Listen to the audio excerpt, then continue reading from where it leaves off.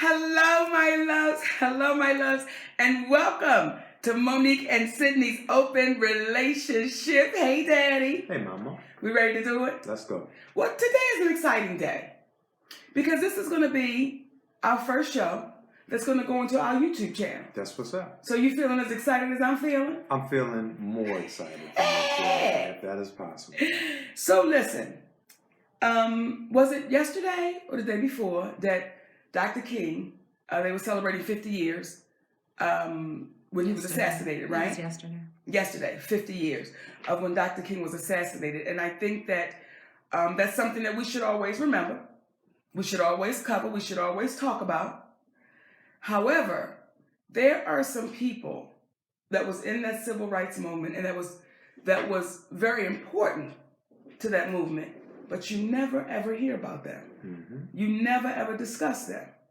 And as we're in this space of inequality, and we have this inequality fight oftentimes with saying what the white man not doing and how it's unequal and how, we need equality. Right. But there are times we don't have equality inside of our own race. That's it. With our own folks. And you ask yourself, how could some of these people that were very important to that time go unnoticed and unspoken about? You say how? How? Well, goddamn it, I want to speak about it. Speak about it. Because Robin, who is our librarian and who is our research guru, she's going to research the shit out some stuff. And I have been talking about a sister named Ella during the civil rights movement, right? And I've been talking about her, what would you say, about a couple years? Where this woman named Ella was just on my spirit, that there was a woman, she didn't march, she cooked the food, she gave me that dark liquor, and she had a little house that, had a couple little girls, not little girls, but grown women in there where the fellas from the march could come to the house, get something to eat, something to drink, little pangaline. That's what we're going to call it. Okay, and I called her Ella. Well, I kept saying to Robin, I really believe Ella existed. I really believe she existed. So Robin calls me in the office one day and she says, hey, I found something. I was doing some research and I found a woman by the name of Georgia Gilmore. Now I know y'all are saying, hey Mo, who is Georgia Gilmore? Some of you, because somebody knows. You right, baby. You right, Daddy. I just assumed. Mm-hmm. So if y'all know who Georgia Gilmore is, put it down. Put it down in the room and let's see if y'all know who Georgia Gilmore is. Because everybody I've asked thus far, who is Georgia Gilmore? They like, I don't know. Does she go to the school I went to? Like, nobody knows who Georgia Gilmore is. Right. So we're going to share who Georgia Gilmore is. Kick it. Okay. Georgia Gilmore. Yes. And they put in, I don't know. Right. Here we go. Georgia Gilmore, meet the fearless cook who secretly fed and funded the civil rights movement. In December 1955, after Rosa Parks refused to give up her seat on a Montgomery, Alabama bus to a white man, the Reverend Martin Luther King Jr. and other black ministers and community leaders organized a citywide bus boycott and protest. That part is well known. Less well known is the story of Georgia Gilmore, the Montgomery cook, midwife, and activist whose secret kitchen fed the civil rights movement. When King and others held meetings of the Montgomery Improvement Association at the Holt Street Baptist Church, Gilmore was there, selling fried chicken sandwiches and other foods to the African-American men and women gathered there who pledged not to use the city's buses until they were desegregated. Gilmore pulled those profits back into the movement, as John T. Edge recounts in his book, The Pot Liquor Papers, A Food History of the Modern South. Gilmore organized black women to sell pound cakes and sweet potato pies, fried fish and stewed greens, pork chops and rice at beauty salons, cab stands, and churches. She offered these women, many of whose grandmothers were born into slavery, a way to contribute to the cause that would not raise suspicion of white employers who might fire them from their jobs or white landowners who might evict them from their houses they rented. The money they raised helped pay for the alternative transportation system that arose in Montgomery during the 381-day bus boycott. Hundreds of cars, trucks, and wagons that ferried black workers to and from their jobs across town each day. Gilmore's cooking helped pay for the insurance, gas, wagons, and vehicle repairs that kept that system going. She called the group of women who worked with her on this project the Club from Nowhere, because as Betty Gilmore, Georgia's sister, told Edge years later, it was Gilmore told years later, like, where did the money come from? It came from nowhere. So whenever they asked this woman, where did this money come from? They would say it came from nowhere. Gilmore would attend MIA meetings at the church and announce how much she'd raised that week, eventually inspiring other groups of women in town to start a similar endeavor. In February 1956, a Montgomery County grand jury indicted King and dozens of other boycott leaders for unlawful conspiracy. Gilmore was amongst those who testified at King's trial. As the late Reverend Dixon told NPR in 2005, everybody could tell Georgia Gilmore didn't take no shit. You pushed her too far, she would cuss your ass out. You pushed her any further, she would beat your ass up. Now, let me be clear. The Reverend Al Dixon did not say that. Those are my words. Right. Okay? What he said was, everybody could tell Georgia Gilmore didn't take no jump. You pushed her too far, she would say a few bad words. You pushed her any further, she would hit you. That's the Reverend saying. My saying is, she cussed that ass out, and if you kept running your mouth, she whipped your ass. Come on, Georgia, talk to me now. Georgia brought that fighting spirit to the courtroom. She fearlessly denounced the white bus driver who had kicked her off a city bus from the witness stand. These are Georgia's words. When I paid my fare and they got the money, they don't know if it's Negro money or white money. That's what she told the judge. The testimony made Gilmore a hero to local blacks. But in the white world, she became a what? Pariah. Gilmore lost her job as a cook at the National Lunch Company, though Edge says it's not clear whether she was fired or resigned, knowing her testimony would lead to her dismissal. King lived a few blocks from Gilmore and was a fan of her cooking and activism. Whenever VIPs would come to town, he would always have Miss Gilmore cook up a batch of chicken. Nelson Malden, one of King's barbers in Montgomery, recalled in a 2005 interview with NPR. When she was fired from her restaurant, Reverend King said, well, why don't you go into business for yourself? And so she did. With King's support, Gilmore turned her house into an informal restaurant.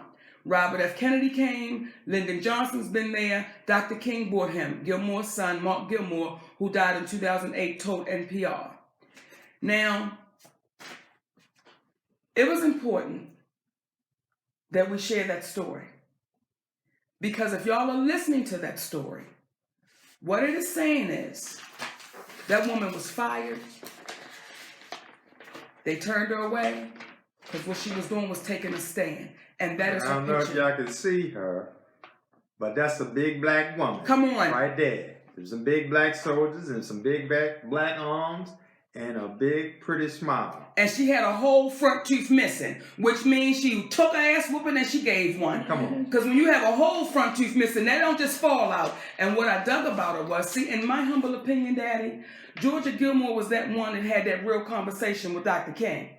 That was the woman that said, listen here, Martin, and all that walking and shit, I'm not into that. Because them bitches get to spitting and spraying water and shit, and you know I'm going to fuck it up for everybody. Everybody. So I'm going to just fry this chicken. I'm going to have some dark liquor. I'm going to have a couple women's here when y'all get finished. I know what you like. But tell Jesse don't bring his ass here no more because he don't like to pay for shit. Okay. See, that's who I believe Georgia Gilmore was. There it is. I believe when Dr. King said, you know, Georgia, I may have walked my people into a burning building. And I don't know what to do. She said, Malcolm, waiting for your call. Because I already talked to him.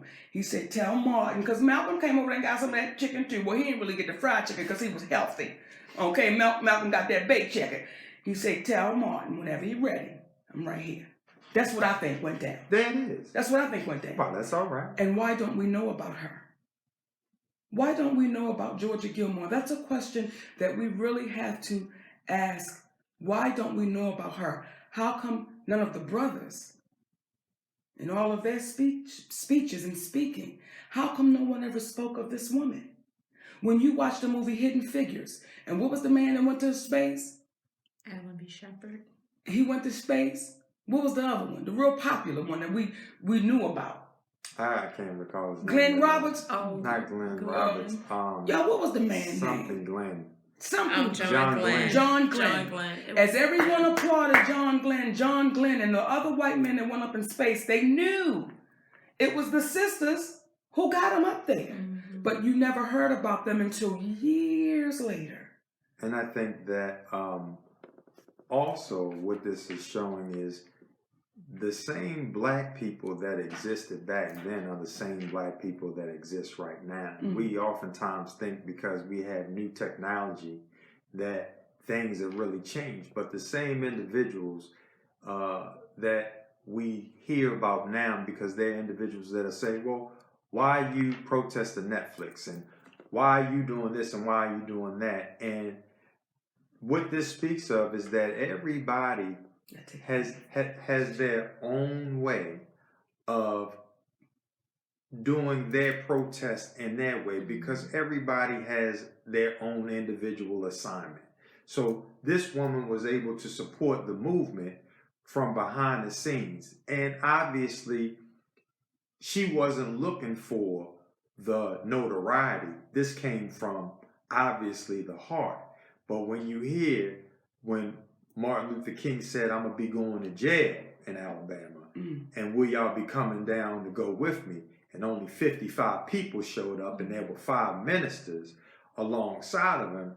You are lost in history because you are under the impression that thousands of people showed up ready for the fight. So that now when we look at it in real time and we hear the support of many, but then you hear the negativity of many about the way in which you're going about doing things, the way in which you're going about handling things, it should not be shocking to those of us that remember history, because this is part of that history, and that we understand that there is a difference in thinking.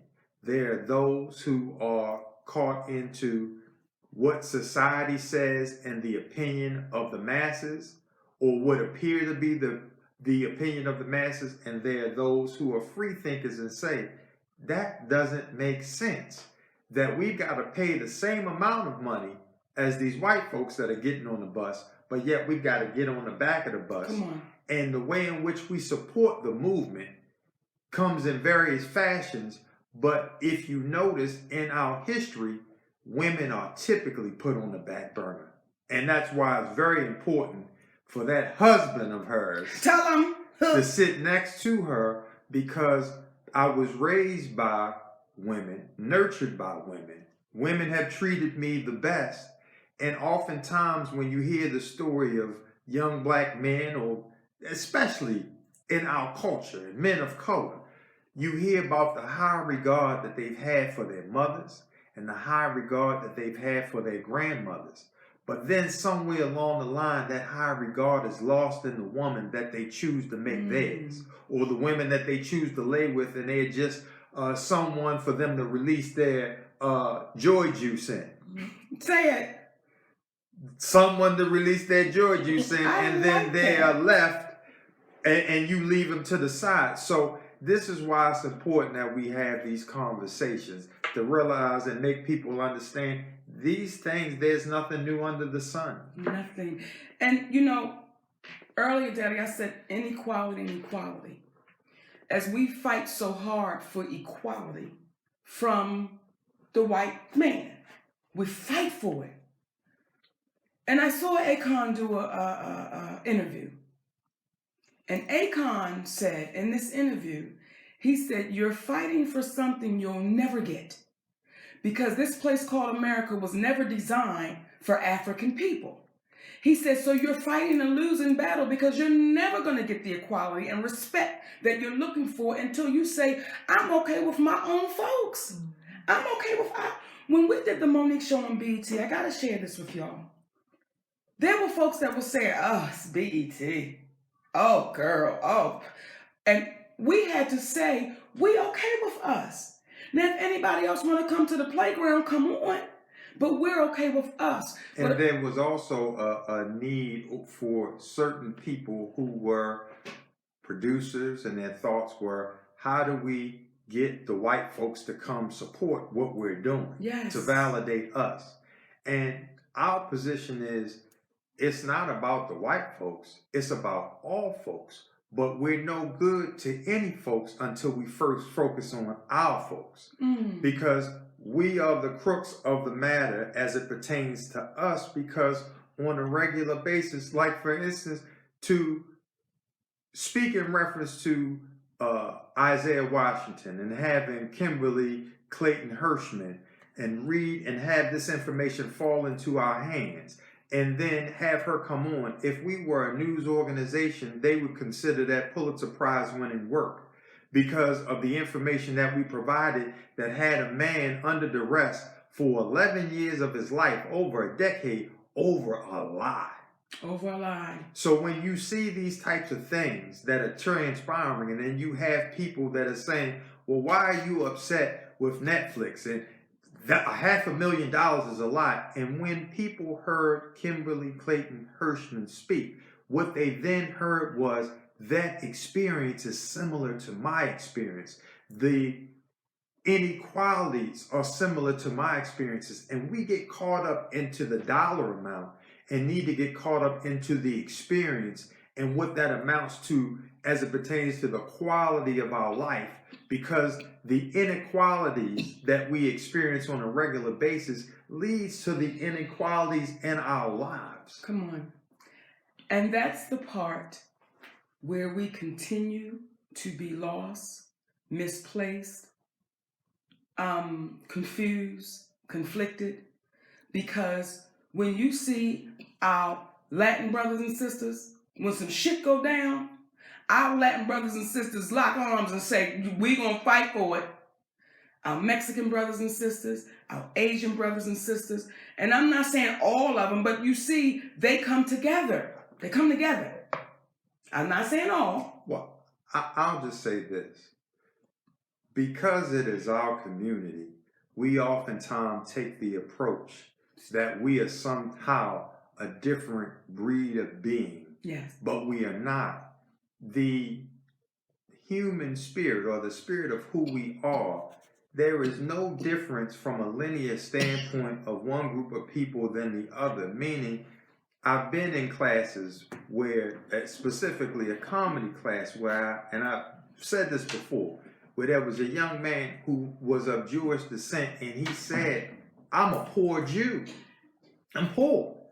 So they don't talk to my family and I. And some of the most anti-Semitic people you ever want to meet in your life are Jewish people. And I've run into individuals that were Latin that said, oh man, you don't want to be a dark-skinned Latin where I'm from because they treat you differently than the lighter-skinned Latins. Well, this same dynamic exists amongst us as people of color, and we believe that sometimes we are enigmas. Not enigmas. I'm not. But enigmas. Simply because the hue of our skin and our focal point is us, we've been put in a position to make it seem like for some reason we are different than others from a standpoint of lower IQs, unable to comprehend. But what happens is, at the end of the day, we're in a position where we've been, as Akon said, put in a position not to win. Yes. Not to win. And we also have to take a level of accountability, because when you think about Africa, as Paul Mooney said, I'm pissed off at the Africans because after they stole us, nobody came to get our asses. Well, but then you have to say, did they steal us? After we were taken, or it was allowed for us to be taken. Mm-hmm. So the same people that existed here existed there. It's just us coming to a level of consciousness to be able to believe in ourselves. There's a level of fear that we have been taught that our Caucasian brothers and sisters have not been taught on this North American planet, because weaponry was something that they always used. And you can look up the major atrocities of all time. Rarely do you see, and I couldn't find anything that spoke about the slave trade, and I've heard that there was an estimated 600 million people killed over the 400 years, but now I've heard it minimalized to 6 to 7 million people that were killed over that 400-year period from England to the Americas. You know, so much of our stuff is devalued. So much. But oftentimes, we devalue it.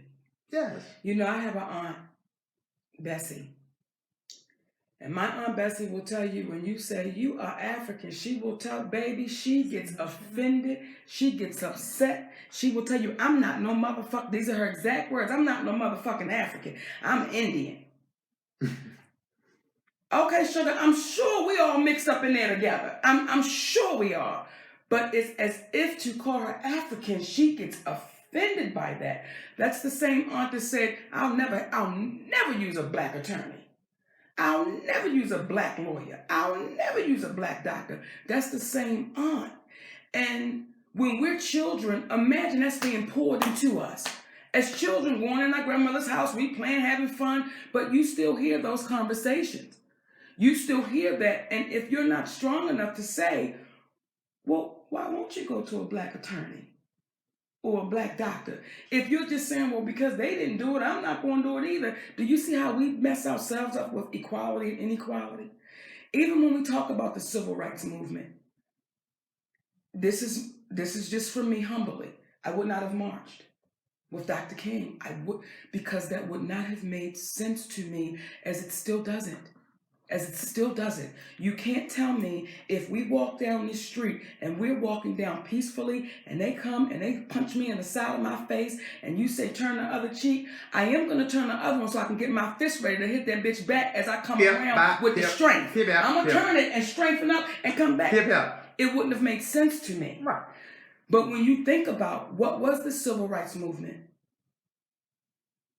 it almost felt like you had to meet a criteria if something went wrong for them to pay attention. Because if we go back to this bus, it was not Rosa Parks. It was not our sister Rosa Parks who got put off of that bus first. What was her name, Robin? Claudette Colvin. And because she was 15 years old and because she was pregnant, she didn't fit the mold of what a proper black person should look like. And again, this is the self-imposed hardships that we place on ourselves because we believe, that's why they like, Monique, do you think you could have done it another way? Do you think you could have approached this another way? Just like Martin Luther King, could he have approached it another way? Malcolm, could he have approached it another way? Marcus Garvey, could he have approached it another way? The Black Panthers, could they approach it another way? And what happens is because we are all different, we must approach it in the way that in which we see fit. But to approach it is better than to not approach it in whatever way that you see fit.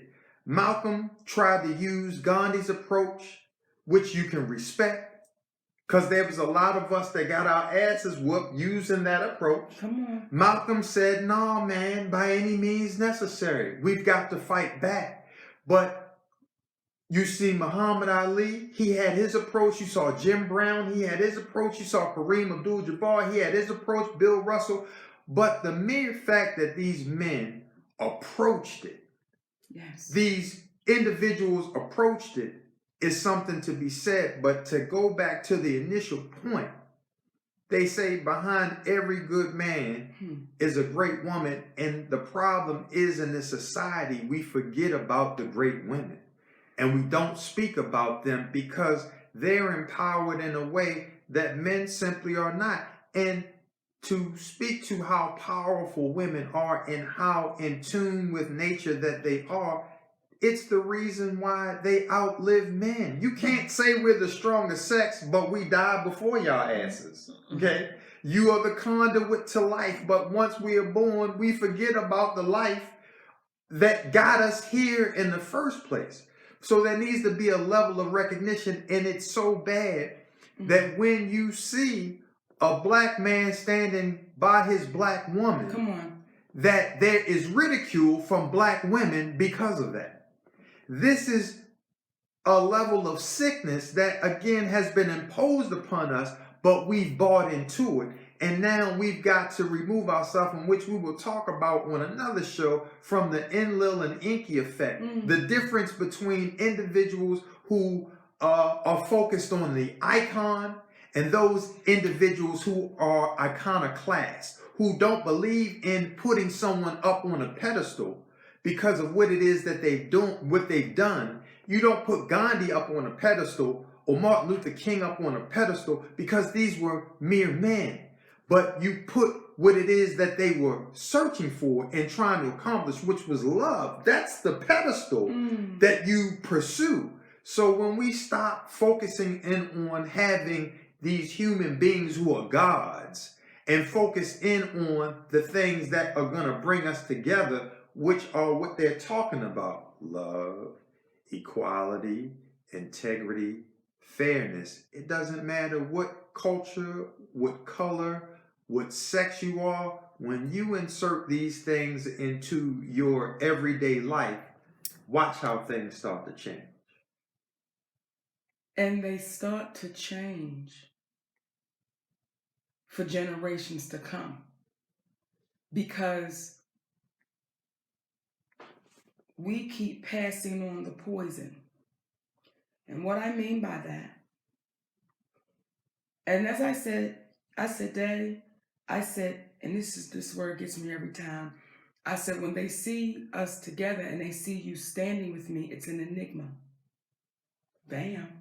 I got it right that time. Get it? It's an enigma because I can't tell you about the man that stood next to the woman in my family. Not one. I can't tell you about the man that I could look at and I could look at this married couple and say, they was really down for each other. I can't.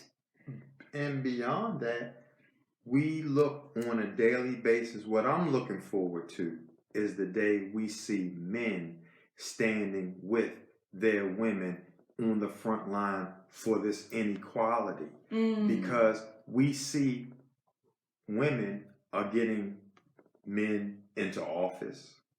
They're there when our children are murdered.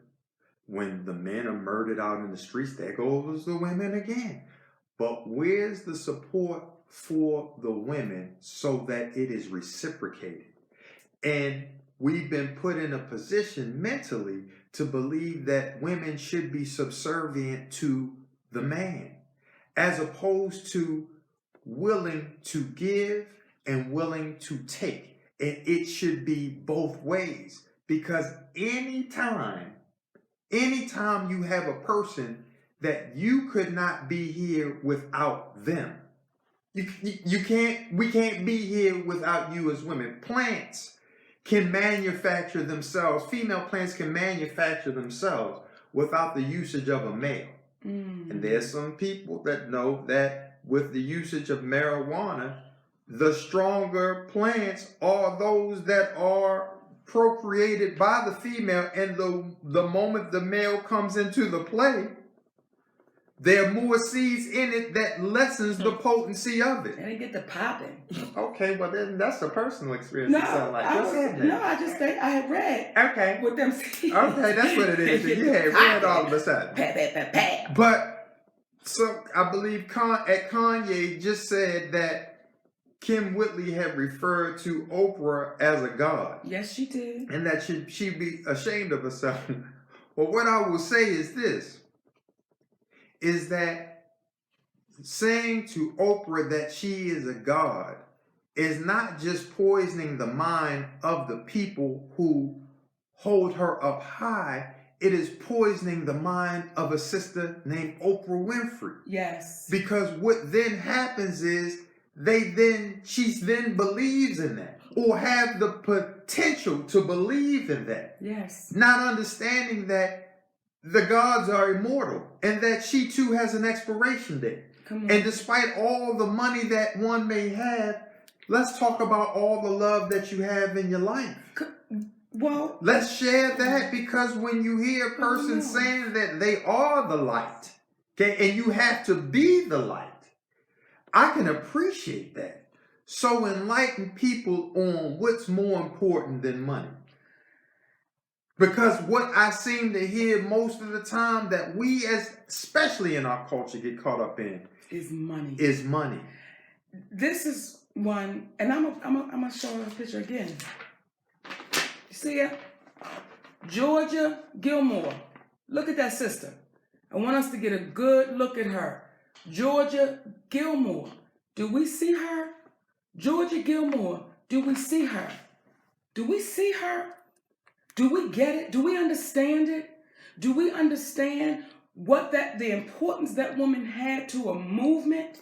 And when you look at the aesthetics of who she is in our culture, we would assume that she would never be accepted by the white culture. So it is easy to put her in the background. It is easy to dismiss a big black woman named Monique, despite now being under 200 pounds. Give it to me one time. Like it's okay. Despite that, she's still a big black woman and she does not fit the mold of what beauty is supposed to be, of what the hashtag Me Too movement is supposed to look like. Doesn't fit that. But what happens is, when you don't fit the mold, that means you must break that mold. And then you utilize the gifts that you've been given in the way that you've been given it. Because again, when you hear the stories of Madam Teresa. Who is Madam? Mother Teresa. I was going to say, wait a minute, what's Madam Teresa, that sounds like somebody that's tricking. That sounds like somebody tricking out there. No. Treating. Mother Teresa. When you hear at the end of her life, when individuals read her diaries and she had done so much good for the world, but it was read that what troubled her most is all the work that she had done on behalf of the church. All the work that it alleged that she had done on behalf of God. She never felt any connection to the God that she was alleged to serve, and that troubled her deeply. And can you imagine how many people could have been freed had they known that while she was here? Because then you get a chance to understand, because when you hear the history of who we serve, and again, it goes when you start serving a being that you deem as more than, they move in mysterious ways. And this is not to say that you should not, because you got to do what's best for you.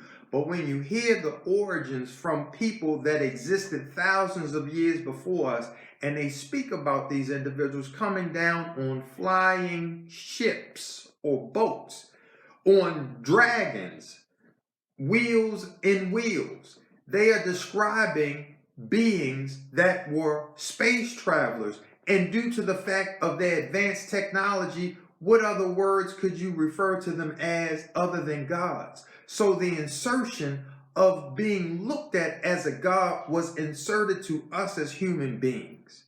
And as proof of that, under normal circumstances, just when you hear the story and the origins of Adam and Eve, it is bizarre that the snake, who we describe as Satan, is put down because he wanted Adam and Eve to be given knowledge. But God did not want you to have the knowledge. And then just ask yourself, what one of you parents that are out there, what one of you who has a loved one, would you prefer them not to have knowledge? Would you prefer them to be naked in the wilderness and not know that they were unclothed? Or would you want them to know where they stood? And then we use terms like it is mysterious, God moves in mysterious ways. And that becomes an excuse as to why we wouldn't understand what it is that we know for a fact does not make sense. Why is it a sin for us to be jealous, but it makes sense for God to be a jealous God? And when we take that and put that into the Oprahs, into the Tylers, into the billionaires, they are looked at as gods, financial gods. They are looked at beings that are above us. But in actuality, are they? And because we're being taught, unfortunately, get that bag. Get that bag. Fuck anything else. Get that bag. And when you see people that get that bag, it makes you start saying, what's the quality of their life, right? And I posted a picture when I was over 300 pounds next to the picture. When I was still over 200 pounds, I had lost some weight. And when I looked at that picture, I said to myself, wow, how miserable was I? And that was at the heart of the Parkers. That was at the heart of awards and everything going on and but when I looked at that picture and I knew I was well over 300 pounds, I had this woman living this single life, right? Living mansion, luxuries, everything. But when all the lights went out and I was by myself in that bed, that's when the real shit had to start falling in. So because I didn't want to think about it or deal with it, that's when I would go get that 20-piece buffalo wing. Because that's going to ease it. That's going to take it away. That's going to make shit calm down. That's going to make it okay. Because I was so worried about it. Here was my thinking then, right? I'm going to just work so Shalon can have anything he wants. He ain't got to worry about what college he got to go to because I might can't afford that one. Oh, I'm going to just do it. But I was killing me with misery, with bad decision making, choices that wasn't the best, because I was just worried about the bag. I was just worried about the money. I was just worried about the fame. And God damn it, I was getting lost in all of that bullshit. Lost in it. And I was losing my mind along the way. Because what happens is when the focus is just on the bag and not on love, not loving and being loved, well, shit, go ahead and fuck the money. When you got cramps in your stomach, go ahead and do a withdrawal and lay that money on your tummy and make it feel better. When you need to just have a conversation in the middle of the night, say, fuck it, don't y'all know my position? I own things. I'm a mogul. It don't work like that, y'all. It don't work like that. And see, in history, unfortunately, sometimes we want to go down remembering the moguls, remembering the people that had all the money, but we forget about her. Before you can forget about her, you needed to know that she even existed. We don't want to know about her because she might not make us look good. See, Rosa Parks, she was attractive. She was a beautiful woman. She had a husband. She was fair-skinned. It made sense. She can represent us. She looks like the good Negro. But when you got a 15-year-old baby that's pregnant and she's not married, that don't make us look good. When you got a woman that got a tooth knocked out and she's a big woman and some will say, oh, Lord, look like Gloria Georgia enjoyed that food. God damn it, we did. But she don't look the part.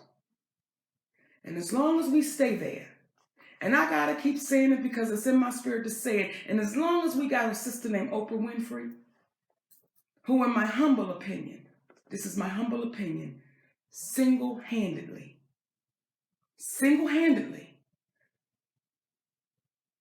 put a dagger in our community. Let me just say that.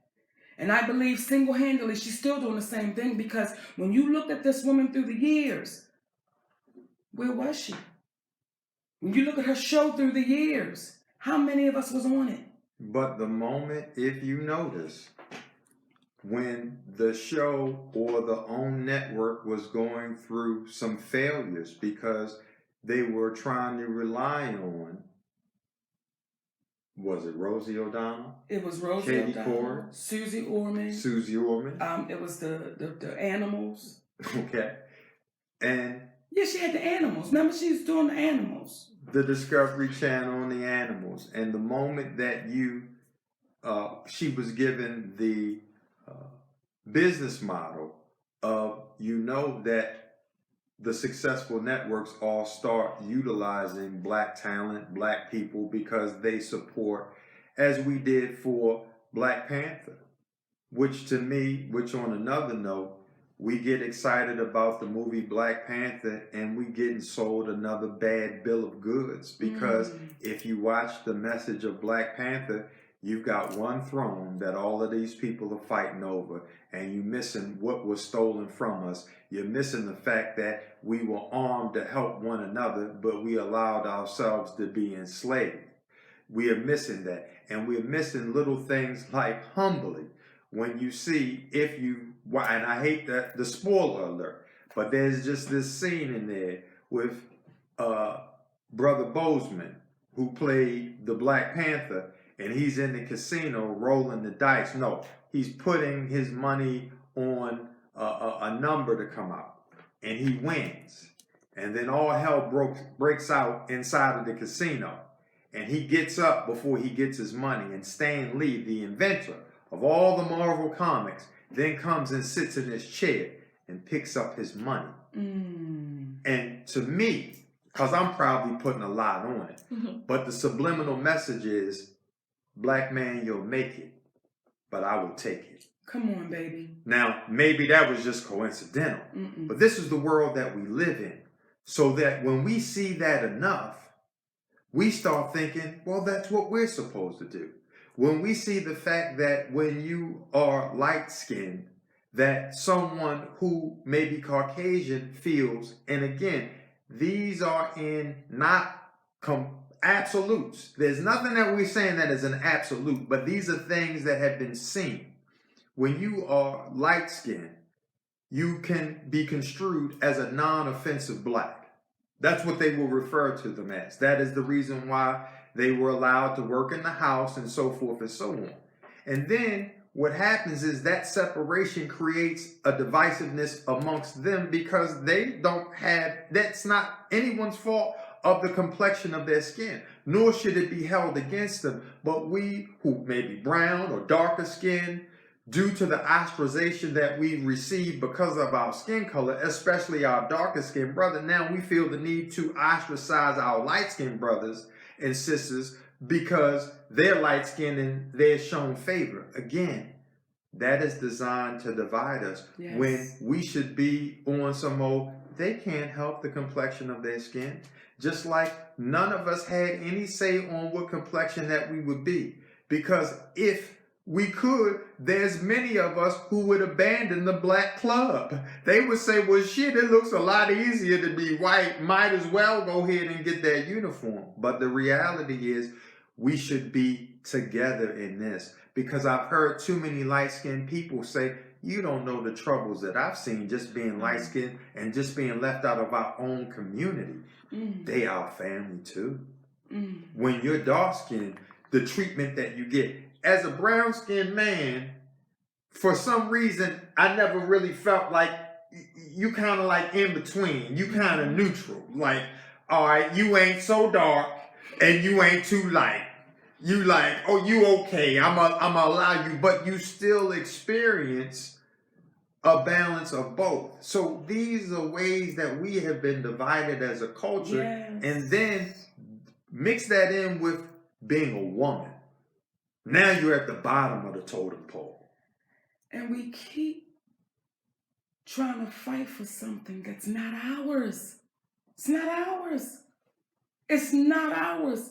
See, had I been back in the day of Marcus Garvey said, fuck it, let's go. Let's go. We don't have to deal with this. I may have said, you know what, Marcus? Let's go. Because you keep our babies that keep getting shot in the street. This is not new, y'all. This is not new. And what do we keep doing? Stephen Clark, all of our babies. The list goes on. Stephen is just our latest one. We get out in the street and we march, and then the city writes a few $1 million check, then that one goes away, and then here comes the next one. What we understood with this right here, with that bus boycott, you know what we understood? We understood don't shit work with green. We understood don't shit work with them but green. And if they ain't making green, then they know we being mean, and they gonna try to do something to keep it lean. Okay, did I put it all together? And humbly, we oftentimes ask, what should we do in order to change the world? In my humble opinion, we should put women in more charge of the world because they're protectors of life, not destroyers of it. Men, they destroy life. They destroy life. If you look at statistical numbers, they were speaking the other day, and I believe they said from 2000 to 2016, out of, I believe, 216 mass shootings, women were responsible for 4.4% of them. Men were responsible for the other amount. And I dare not look at, as terrible as people of color are looked at, whether you are Hispanic, Asian, African American, you could be Native American, there's no one that supersedes Caucasian men as it pertains to mass killings. But that Harvard will do a study in reference to how that black men will become poor when they come from rich families and go out on their own, but they have no reason why. But they don't do studies as to how could the most privileged beings in our society, which happen to be white men, be responsible for more serial killings, for more mass shootings that are not affiliated with religious beliefs and things of that nature, just because bombers, things of that nature. When you hear someone that is of color that went out and did something that was not related to anything from a religious standpoint, you almost begin to be shocked because you're very used to hearing that. And no one's doing a study as to why. And if so, I'd be interested in hearing it. But you'll demonize the young brothers out there that are fighting against one another. Well, them fighting against one another was no different than the Civil War. They were white men fighting against white men, but we were so brainwashed in the South that we wanted to show that we had a level of importance too, so we're going to fight with our oppressors. Come on. This is the world that we live in. And again, where does the black woman fall into it? Because white women, they're treated less than their white men, but they're still above black women. And the black woman has been responsible for nurturing everyone on the totem pole, but who nurtures her? So I believe humbly, if you want to change the world, we need to up the status of women. Not just women of color, but all women, because they have something to offer. But we cannot forget about our black women. And again, I hear the wonderful songs about putting their legs behind their head and all kinds of stuff. Baby, what's When we oh, baby. Oh, I can be a savage. Yeah. I can be a blessing. I want to be a master. Well, who is your woman? Okay. So I'm sorry, Daddy. no. Okay. I'm just saying. Okay. These songs, they're great. But when it comes to real life, how are we going to treat our women? And if we don't have support for our women, I don't understand why you get messed up if you think your women don't have support for you. Come on. And that goes back to the nurturing, in my humble opinion. We've lost our nurturing. Some of us, we've lost how to nurture our families. We've lost how to nurture our men. We've lost how to nurture our children.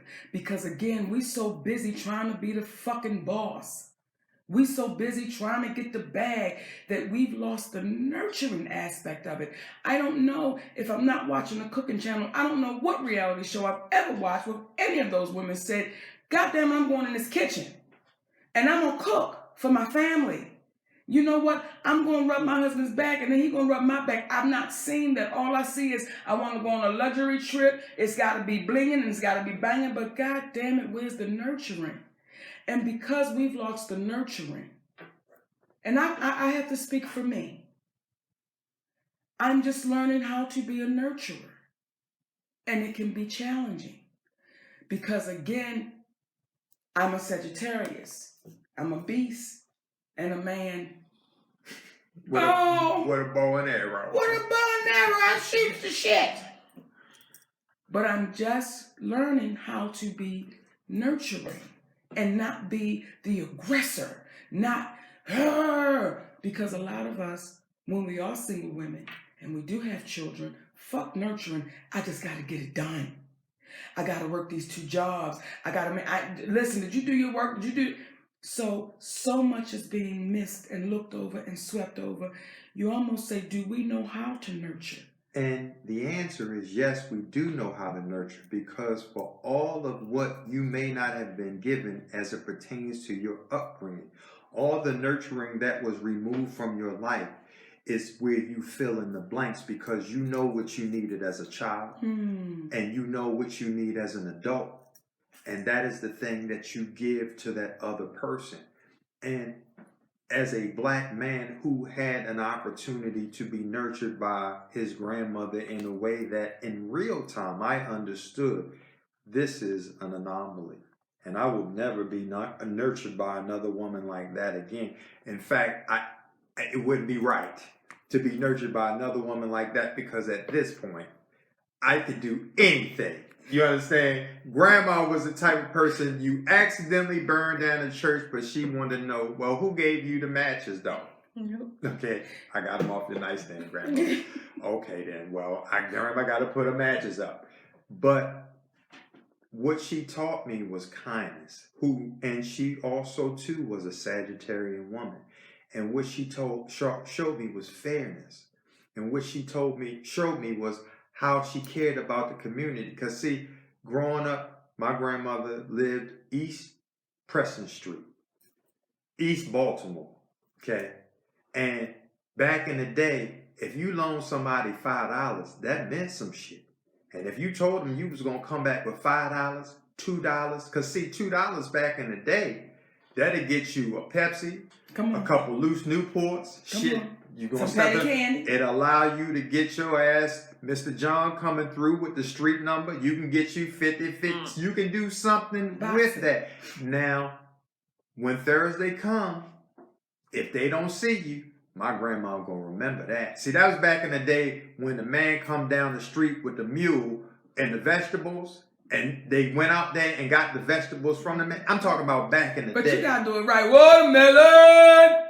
Goddamn cantaloupe! Come on. Bananas! Come on. Yeah, now, remember if y'all can hear right there, you gotta understand my left ear. I'm deep. Daddy. A nigga is deep at this point. I can't hear. I remember. Okay. But I can't hear no more. But that being said, it meant something back then.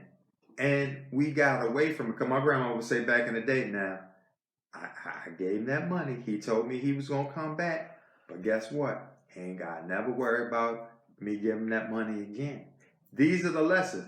Oh, she said, be careful of the person that's always talking about you or always talking to you about everybody else when they leave the room, because they the same person that'll talk about you when you leave the room. Little life lessons.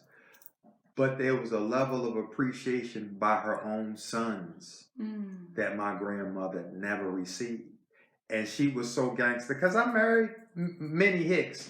I married her. This is Monique Hicks. There was Minnie Hicks, the Sagittarian. And she said to me before she died, because I said, hey, I don't know how I'm going to make it without you. Because when she died, she was 91. She said, you going to be fine. But the other niggas, because that's how she talked. That's why when she says, I don't flinch, because she said, but the other niggas, watch how they are.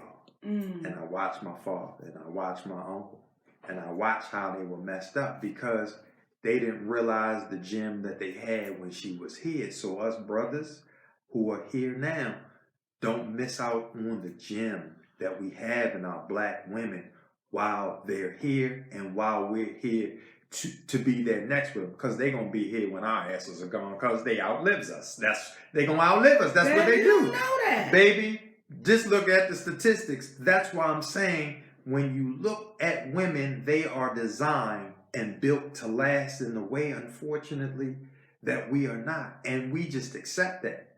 But at the end of the day, all we're saying is, if we're going to remember the men, because we've done some great things, we've got to remember the women that were there too. Oftentimes I hear, and I've heard Martin Luther King Jr. or Martin Luther King III, and he get to speaking in reference to people are asking questions about his dad.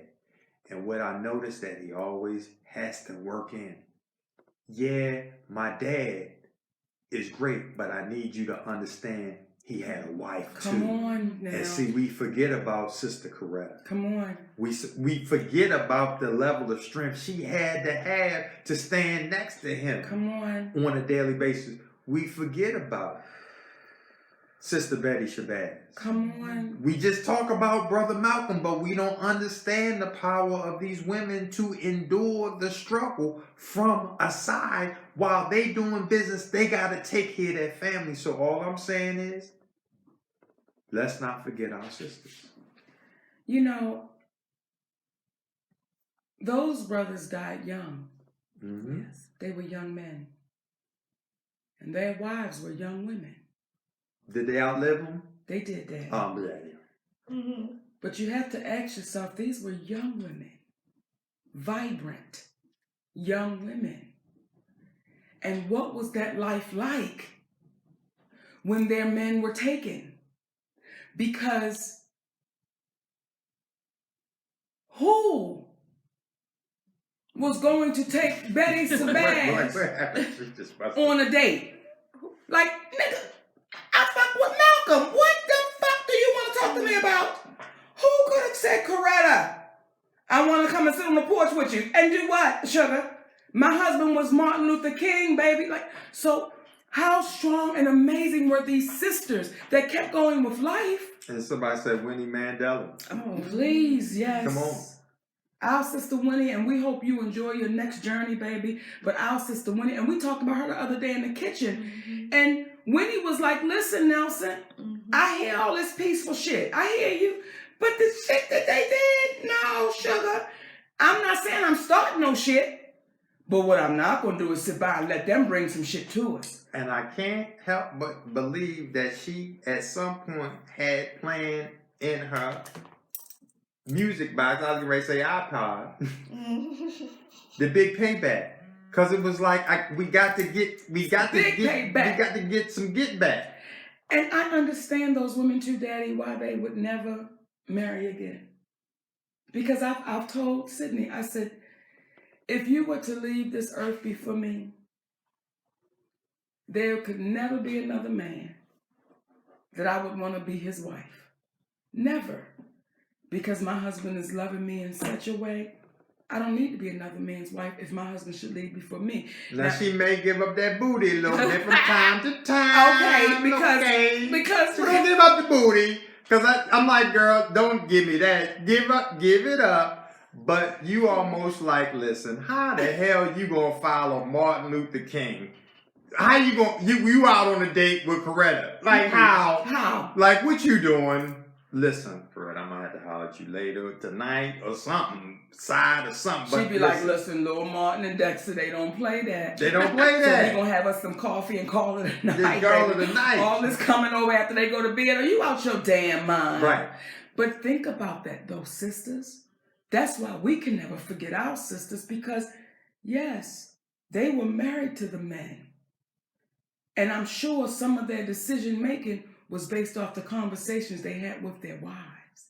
Because that pillow talk is something special. That pillow talk was able to let those men go back out and do what needed to be done. Because did it get weary?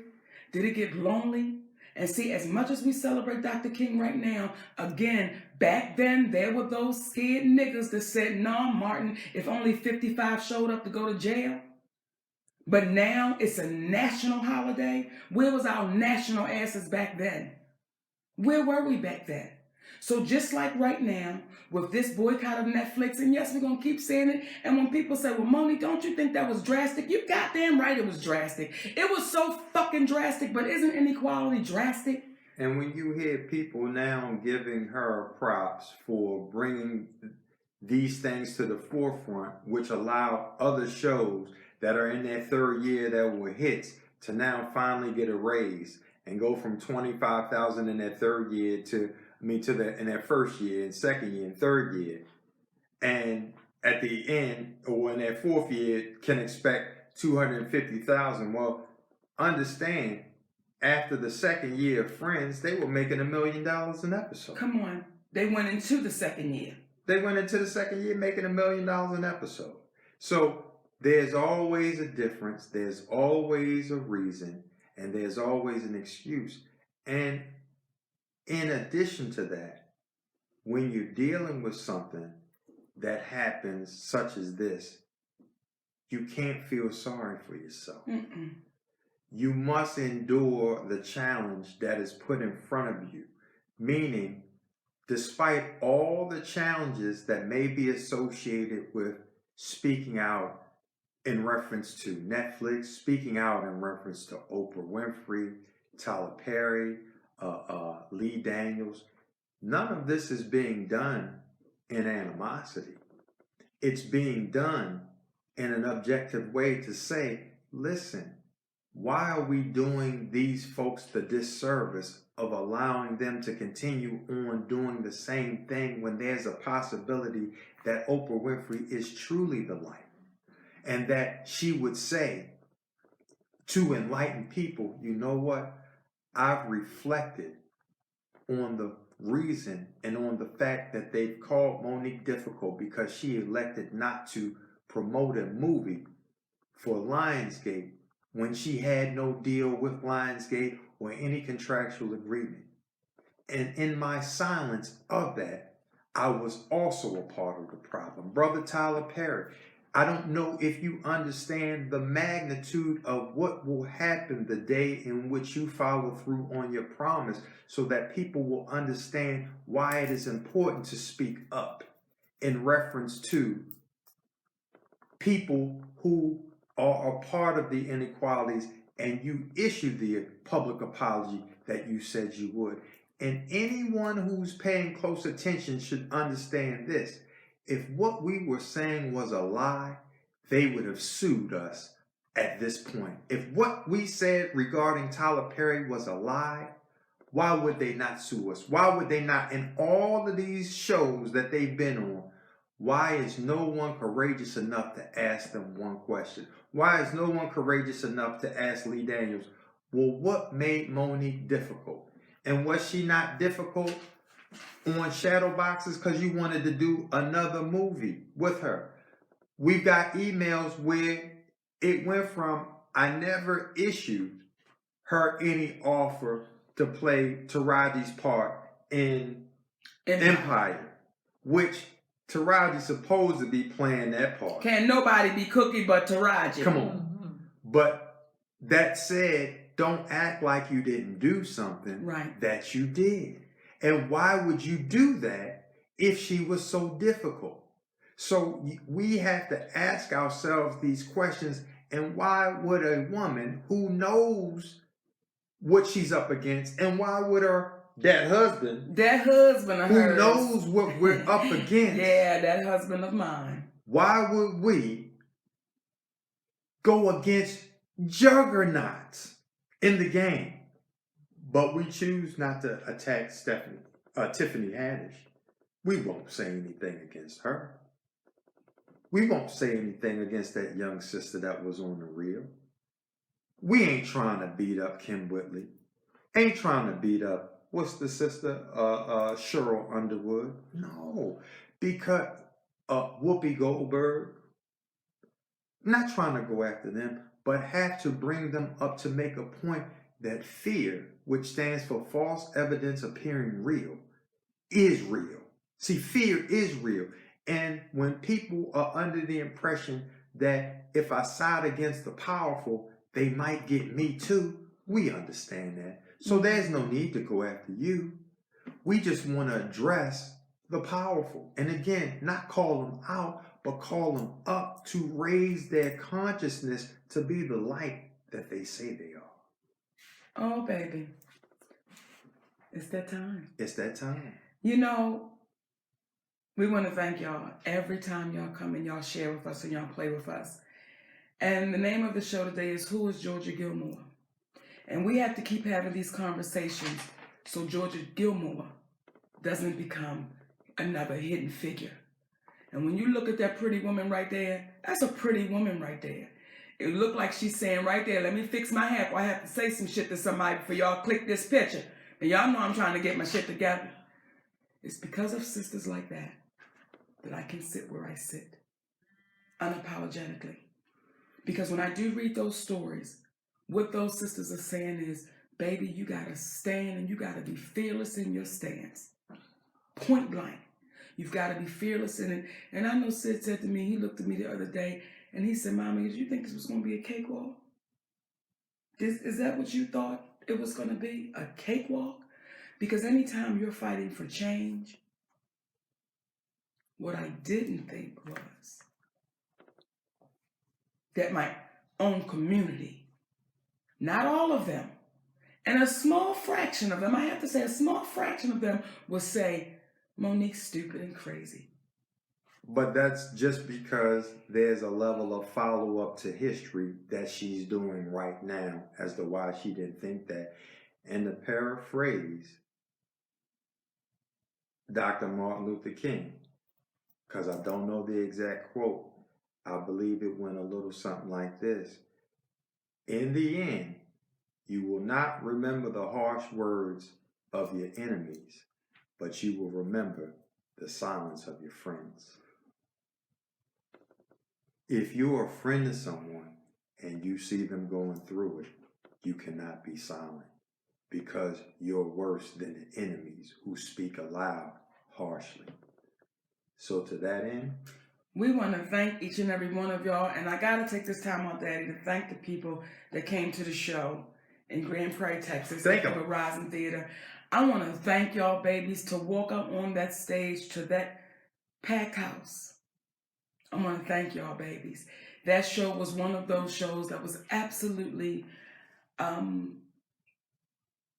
where I've said to Sid, I came out of me and I watched that woman on stage perform. It was one of those kind of shows. So thank y'all, my babies. Don't forget May 12th. 12. May 12th. What? May 12th. That's my ocean breath. May 12th. Apollo Theater, Harlem, New York. The Mother's Day show, baby. It's going down. So thank y'all, because y'all could have been doing anything else today. Do us a favor. Tell a friend, tell another friend, and then tell 10 more friends.